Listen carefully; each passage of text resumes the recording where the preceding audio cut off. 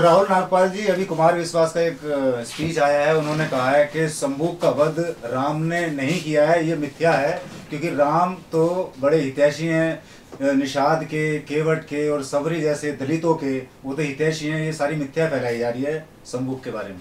देखिए, सबसे पहले तो मैं कुमार भाई को धन्यवाद देता हूं और उनका शुक्रिया अदा करता हूं कि एज ए कवि जो उन्होंने विश्व भर में अपनी पहचान बनाई थी। कवि का धंधा थोड़ा सा कम हुआ तो उन्होंने अपने अपने राम करना शुरू कर दिया। और हर ब्राह्मण में ये क्वालिटी होती है कि वो कविता कर ले, वो कथा कर ले, वो कुछ भी कर ले, लेकिन वो अंततः करता वही है जो उसके धर्मशास्त्र कहते हैं। तो कुमार विश्वास कविता पढ़ते पढ़ते प्रेम रस की आज वो अपने अपने राम कर रहे हैं और वही उसी मनुवादी व्यवस्था को इस देश के अंदर मजबूत करने का काम कर रहे हैं जो इस देश के 90-95% आबादी की दुश्मन है। चलिए, खैर, आप आपके सवाल पर आ जाते हैं। और आपका सवाल है कि उन्होंने कहा है कि राम जो थे वो तो उनके मित्र थे, केवट थे, निषाद थे, मल्ला थे। जब इतने अछूत, शोषित, पीड़ित लोग उनके मित्र थे तो वो फिर उसकी हत्या कैसे कर सकते हैं संबुक की? ये बात गलत है। तो इस गलत बात को लिखा किसने, पहले इस पर डिस्कस होना चाहिए, इस पर चर्चा होनी चाहिए। अगर कुमार विश्वास साहब ये खंडन कर रहे हैं कि ये गलत है तो गलत को लिखा किसने?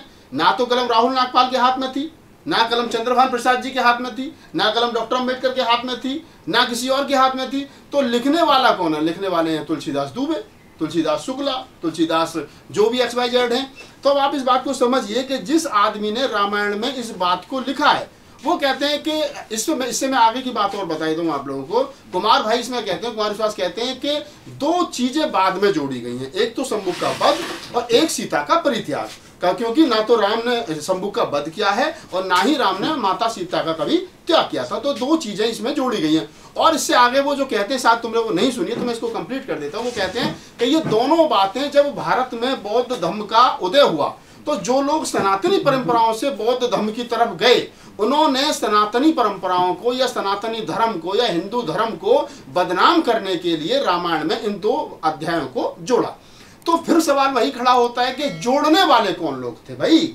कोई SC ST OBC माइनॉरिटी के लोग तो थे नहीं, तो जोड़ने वाले भी तुम्हारे लोग थे। ये ठीक उसी प्रकार की बात है। ब्राह्मण इतना चतुर और चालाक है, अगर देश के अंदर मुगलों का शासन होता तो तब भी वो अपना काम करता है, अंग्रेजों का शासन होता है तो तब भी वो अपना काम करता होता है, देश आज़ाद होता है तो फिर कांग्रेस में वही अपना काम करता है, फिर जब बीजेपी की सरकार आती है तो फिर वही अपना काम करता है, जब बसपा की सरकार आती है तो फिर वहाँ भी मेन स्ट्रीम में वही होता है, जब समाजवादी पार्टी की सरकार आती है तो तब भी वही।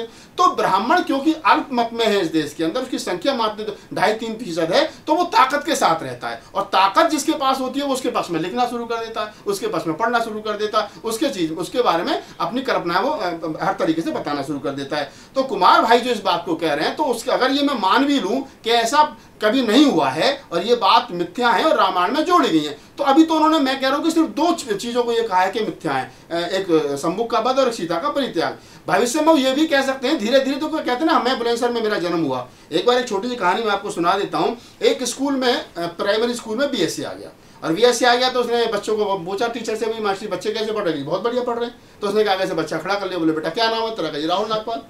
क्या तो बता 8 दूनी कितने होते हैं? 20। तो टीचर ने उसकी पीठ थपथपाई, बोले बहुत अच्छा बेटा, 8 दूनी 20। तो BSc कहने लगा मास्टर जी ये 20 बता रहा, 8 दूनी 16 होते हैं। कि साहब ये कल 24 बता रहा था, धीरे धीरे लाइन पे आ रहा है। तो आप इस बात को समझिए कि जो कुमार विश्वास आज ये कह रहे हैं, हमारे मित्र हैं, हमारे डिस्ट्रिक्ट बुलंदशहर के हैं और जाति से ब्राह्मण हैं, उन्होंने PhD की है यार और हिंदी के प्रोफेसर हैं और बड़ी उनकी अच्छी तर्क बुद्धि है। जो आदमी आज रामायण के 2 अध्यायों को गलत बता रहा है तो निकट भविष्य में वो ये कह सकते हैं, आपको खुशी होनी चाहिए कि पूरी की पूरी रामायण ही गलत है। तो इसमें कोई बहुत बड़ी बात नहीं है। तो हमें तो कुमार भाई का धन्यवाद करना चाहिए। मैं तो उनका शुक्रिया अदा करता हूँ कि कम से कम आज वो अपने ही पुरखे के तुलसीदास दुबे के लिखे हुए तो 2 अध्यायों को तो गलत बता रहे हैं। कम से कम उन्होंने तुलसीदास को 20% तो गलत माना, 25% तो गलत माना। निकट भविष्य में हो सकता है वो वाल्मीकि को भी गलत बताएं, निकट भविष्य में हो सकता है कि वो कुछ और लोगों को भी गलत बताएं। तो इस पर ज़्यादा चिंतन मनन करने की जरूरत बिल्कुल नहीं है आप तमाम लोगों को। कुमार विश्वास जैसे लोग आते रहेंगे, हैं वर्तमान में, पूर्व में भी थे और आने वाले समय पर भी आएंगे। तो इसमें कोई ऐसी बहुत बड़ी चर्चा का विषय नहीं है। कुमार विश्वास ने जो कहा उनका धन्यवाद है। मैं उनको, उनके घर पे उनका एड्रेस मेरे पास में है, वो वसुंधरा में रहते हैं, लड्डू वड्डू भिजवाएंगे, कहेंगे कि कहिए थोड़ा इसके 2 अध्याय और गलत है। ठीक है ना? तो धन्यवाद। तो क्या ये अपने ग्रंथों को लेकर फंस रहे हैं क्या आप आजकल?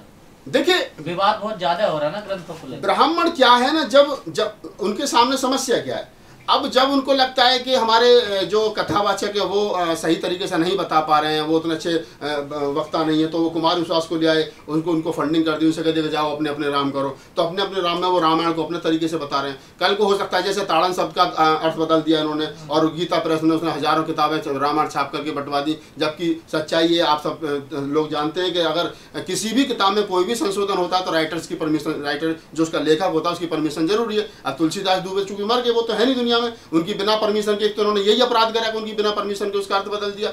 तो ये बहुत सारी चीजें हैं, वो करते रहते हैं समय समय पर इस प्रकार की बातें कि आज ये गलत नहीं है, पूर्व में ये गलत था, अब ये सही है, हो सकता है कल को ये इसका और भी कुछ दूसरा अर्थ निकाल लें। तो वो लोगों को बेवकूफ़ समझ रहे हैं, वो लोगों को अपने तरीके से समझाने की कोशिश कर रहे हैं, लेकिन बेचारों को पता नहीं है कि इस देश के अंदर फूले कबीर नानक रैदास की विचारधारा के लोग हैं, अम्बेडकर की विचारधारा के लोग हैं, जो बातों को समझते भी हैं, आजकल लिखना भी सीख गए, पढ़ना भी सीख गए, और आपसे आंख से आंख मिला करके वो सवाल करना और जवाब लेना भी सीख गए। नहीं, पहले मोहन भागवत ने भी कहा ना, कुछ स्वार्थी लोगों ने अपने हिसाब से रामायण में कुछ लिख दिया। वो तो बिल्कुल कहेंगे ना, उनको पता है अगर ये थोड़ा सा लोग और पढ़ लिख गए। बाबा साहब डॉक्टर अम्बेडकर ने बहुत सारी जगह बात कही, और तमाम लोगों ने बहुत सारी जगह जो प्रबुद्ध लोग हैं उन्होंने बात कही है कि शिक्षा, बाबा साहब का ये कोटेशन है कि शिक्षा वो शेरनी का दूध है, जो पिएगा वो दहाड़ेगा। तो जब तक लोग कावड़ लेने जाते रहेंगे, घंटी बजाते रहेंगे, धर्म के पीछे भागते रहेंगे, तब तक वो सवाल करने की स्थिति में नहीं होगा। तब तक वो वही कहेगा जो पंडित जी कहेगा, सामग्री छोड़ो, छोड़ दी, अपनी मर्जी से नहीं छोड़ सकता। लेकिन जब वो पढ़ेगा, लिखेगा, पीएचडी करेगा, प्रोफेसर बनेगा, डॉक्टर इंजीनियर बनेगा, तब वो तर्कशील बनेगा, तो फिर सवाल करेगा, और सवाल करेगा, और जब सवाल करने वालों की संख्या ज्यादा हो जाएगी तो फिर मोहन भागवत जैसे लोगों को जवाब देना पड़ेगा, क्योंकि उनको सत्ता में बने रहना है। उनको कहना पड़ेगा हाँ भाई मेरा बाप गलती करके चला गया था और मैं उसी लिए क्षमा प्रार्थी हूँ, आगे से ऐसी गलती नहीं होगी, अब मुझे माफ करो। क्यों? क्योंकि उस गद्दी में बैठना है। अगर वो कहेगा नहीं मेरे बाप ने ठीक कही, तो हो सकता है नीचे उठा कर फेंक दे, कोई दूसरा गद्दी पे बैठे। तो सवाल जो है वो लाभान्वित पद का है, वो चाहे मंदिर का हो, चाहे सत्ता का हो, चाहे किसी विश्वविद्यालय के वाइस चांसलर का हो, वो गद्दी पर, वो शासन में, वो प्रशासन में, वो ताकत के साथ बना रहना चाहते हैं। इसलिए अगर उनको अपने बाप को भी गाली देनी पड़े तो वो कुमार विश्वास तुलसीदास दुबे को भी गलत बता सकते हैं, किसी और को भी गलत बता सकते हैं।